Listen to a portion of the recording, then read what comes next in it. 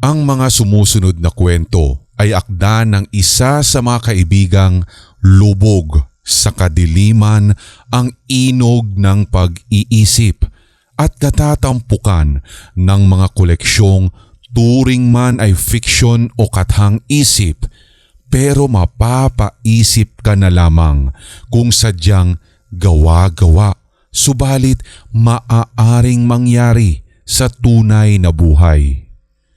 Mga kwentong tila baga may sumpa. Mga kwentong parang ayaw mong mapakinggan habang ika'y nag-iisa. Narito ang 3 sa kanyang nais ikwento. Inyong pakinggan. Oras na naman na.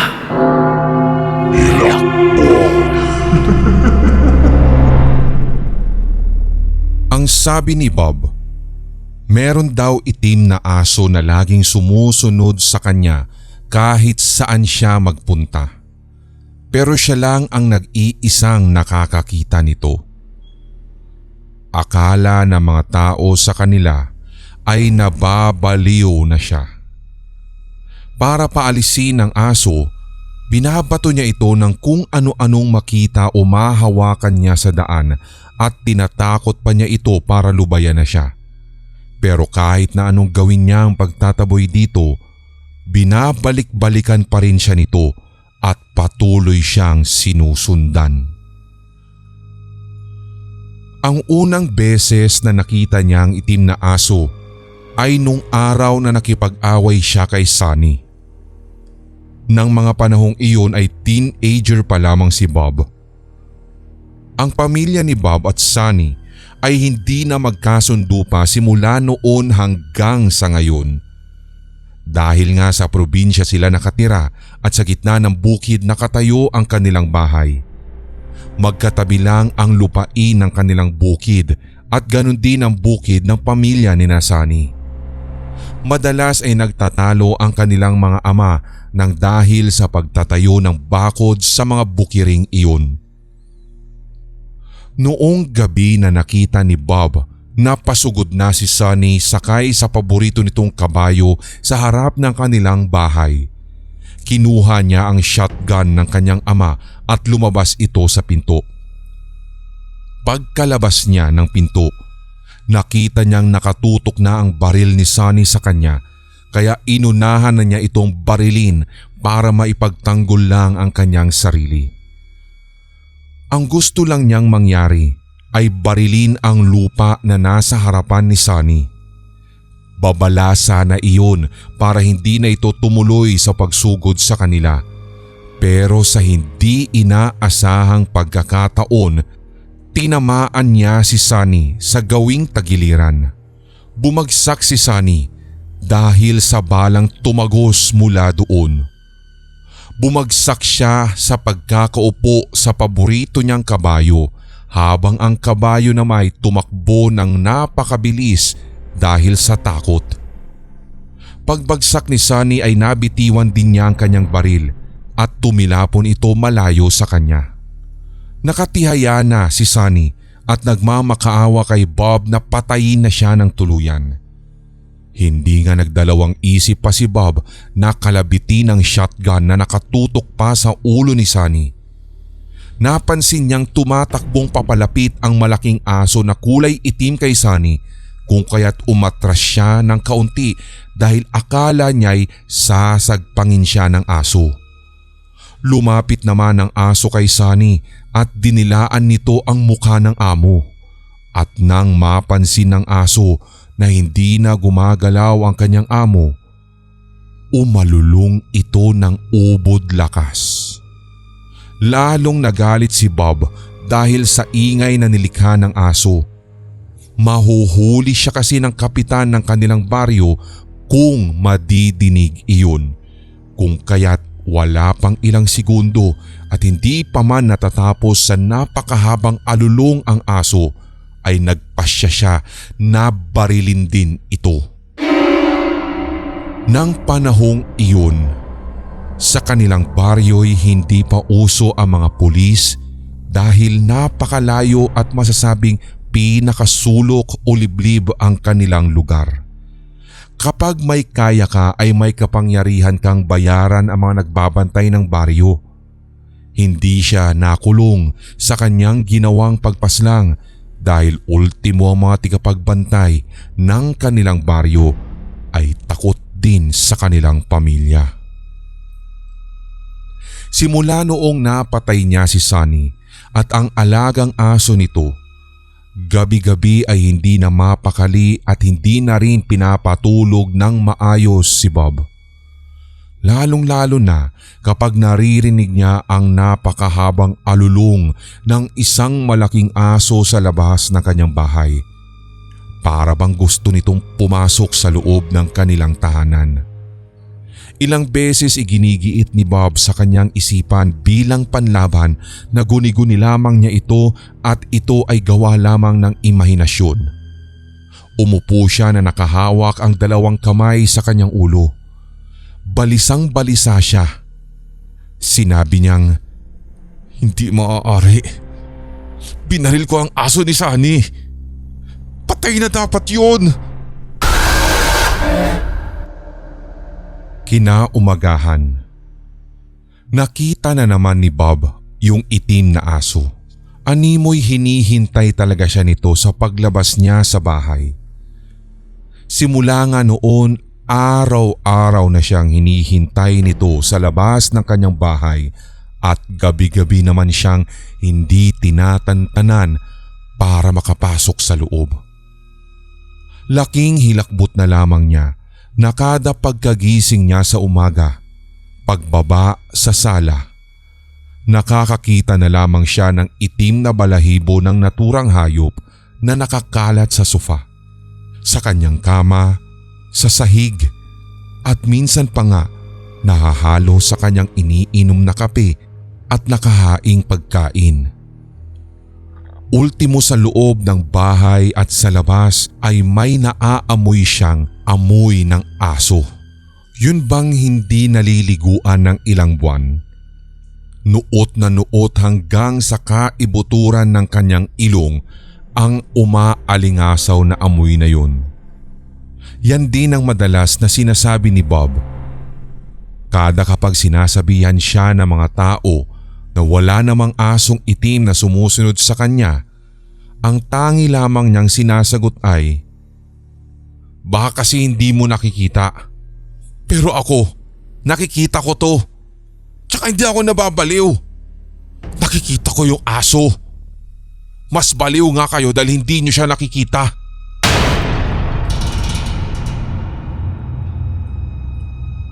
Hanggang sa maraming taon ang lumipas. Tumanda na si Bob. Magkagayon man ay ganito pa rin ang nangyayari sa kanya. Dumating ang panahon ng taglamig. Isang umaga, napansin ng mga kalapit bahay ni Bob na may lumalabas na usok sa kanyang bahay. Lumapit sila rito at sumilip sa bintana para alamin kung saan ito nanggagaling. Ang ipinagtataka lamang ng kanyang mga kapitbahay ay wala namang tao sa loob at wala naman ding nagluluto sa bahay ni Bob, kaya naman hindi malaman kung saan nanggagaling yung usok. Naging palaisipan sa kanilang lahat kung bakit ilang araw na ring hindi lumalabas ng kanyang bahay si Bob. May isang lalaki na naglakas ng loob na umikot sa labas ng bahay ni Bob at hinanap siya. Gayun na lamang ang kanilang pagkahilakbot nang makita niyang nakahandusay sa likod ng mismong bahay nito ang hinahanap. Nang kanilang salatin, patay na ito. Tinawag niya ang mga tigabantay ng kanilang baryo at humingi siya ng tulong. Hindi na nagtaka ang mga tigapagbantay sa resulta ng investigasyon dahil alam nilang maraming kaaway si Bob sa kanilang lugar. Malamang isa sa mga ito ang pumaslang sa lalaki. Ayon sa investigasyon, ni isang bakas ng paa ng tao ay wala daw nakita sa labas ng bahay ni Bob. Nang suriin ang kanyang katawan ay katakatakang wala ding bakas ng kung paano siya pinatay. Ang sabi ng doktor na nag-autopsy sa kanyang katawan, namatay si Bob dahil sa katandaan. Pero may kakaiba nga lang sa pagkamatay nito. Ayon sa lalaking nakasaksi at nakatagpo sa biktimang nakahandusay sa likod ng bahay, nang kanyang lapitan ang bangkay ni Bob na noon ay akala niya'y buhay o nadapa lamang. Doon ay napansin niya na ang daming nagkalat na itim na balahibo ng hayop. Nakitaan din ang kanyang damit at kumapit pa sa mukha niya ang mga balahibong ito. Nang inilapit na niya ang kanyang mukha sa katawan nito, otomatikong napaatras siya sapagkat naamoy daw nito na parang amoy aso. Naging palaisipan ito sa mga taong nakatira malapit sa bukirin ni Bob. Una, wala namang alagang aso ang biktima. Ikalawa, wala naman din silang nakikitang asong itim na umaali-aligid sa labas ng bahay ng matanda.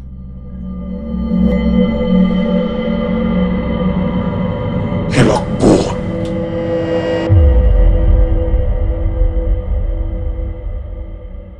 Merong nagnanakaw ng karne na iniihaw ni Johnny sa kanyang ihawan araw-araw. Kada kapag nag-iihaw siya ng mga ito, katakataka na laging may nawawala sa mga ito. Para mahinto na ito, ay nagdesisyon siyang gumawa na ng hakbang.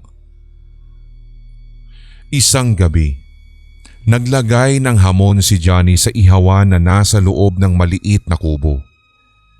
Nagtago siya sa likod nito, hawak-hawak ang kanyang shotgun.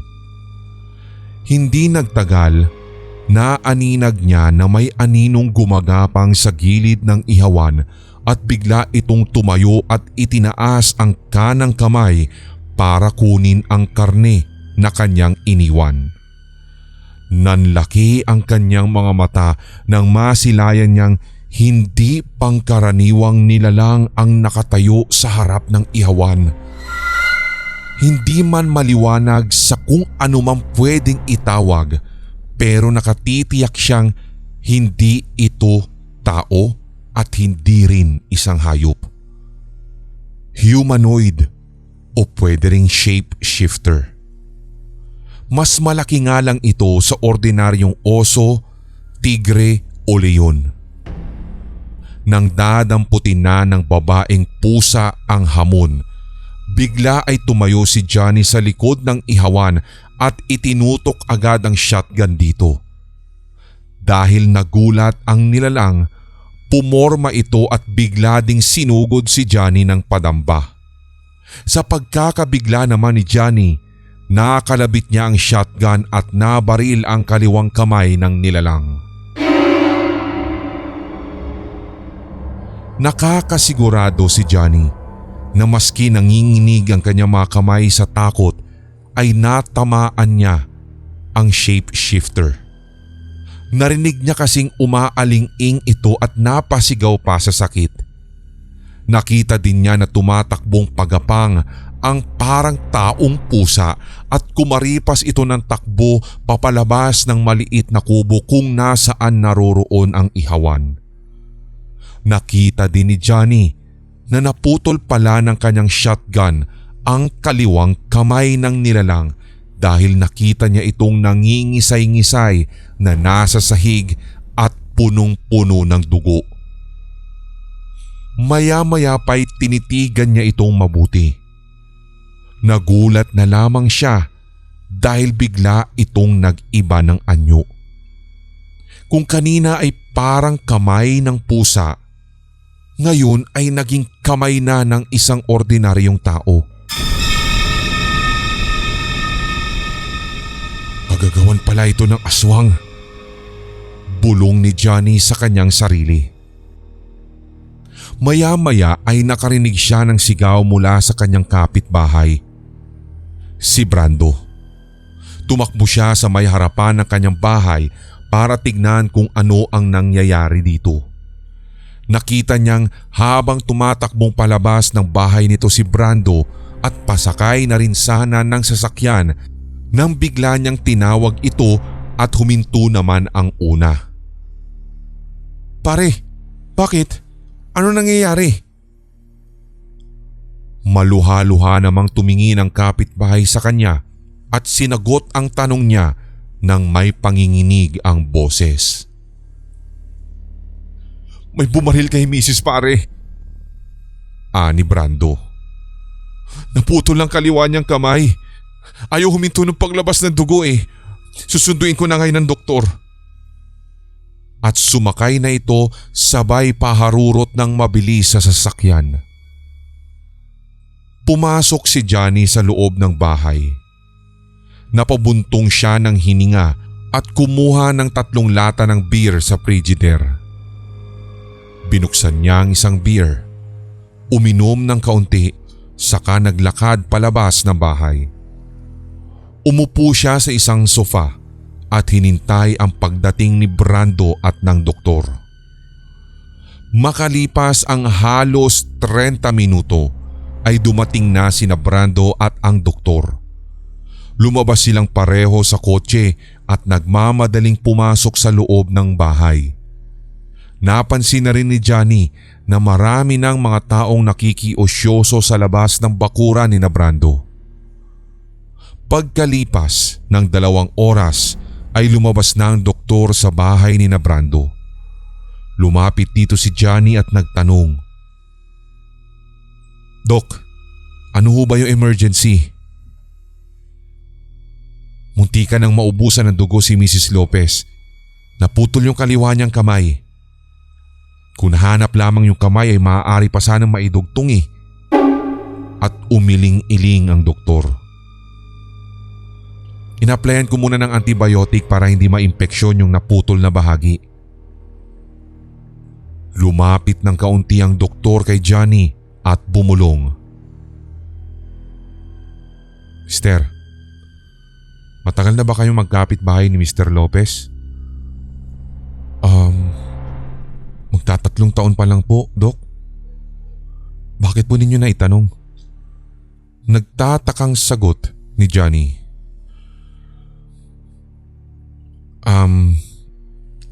It might sound weird, pero para may kakaiba lang kasi kay Mrs. Lopez."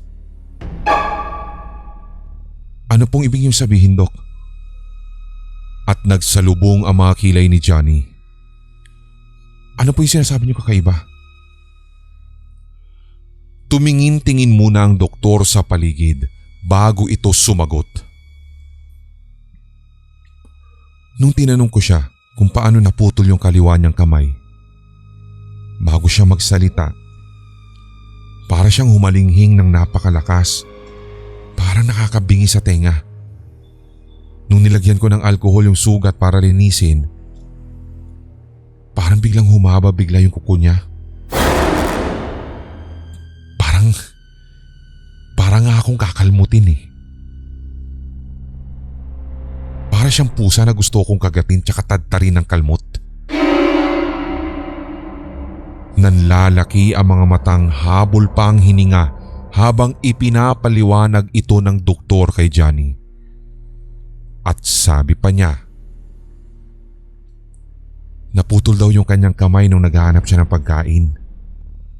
Hindi na daw niya ito nakita dahil sa sobrang dilim ng lugar. Hilakbot.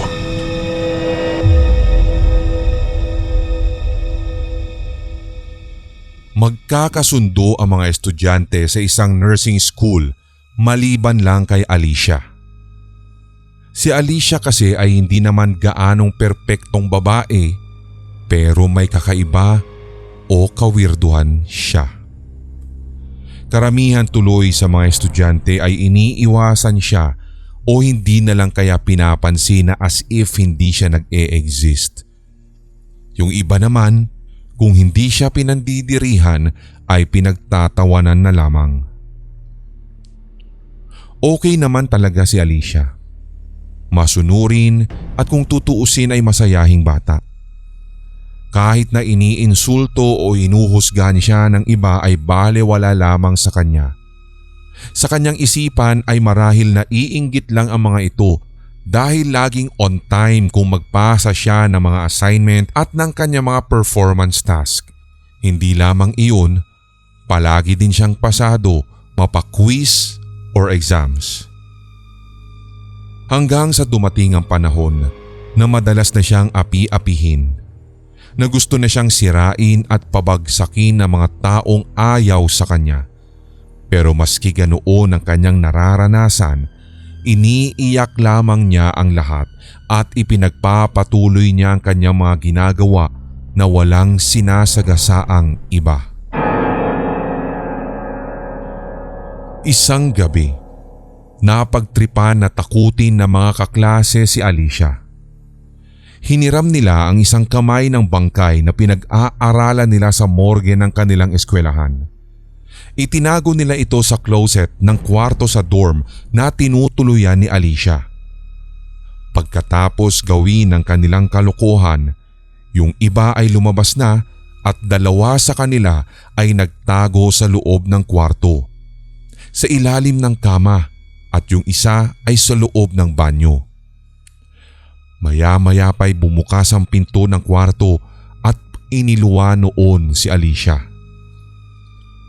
Binuksan nito ang ilaw, inilapag sa study table ang mga gamit at saka marahang lumakad patungo sa closet.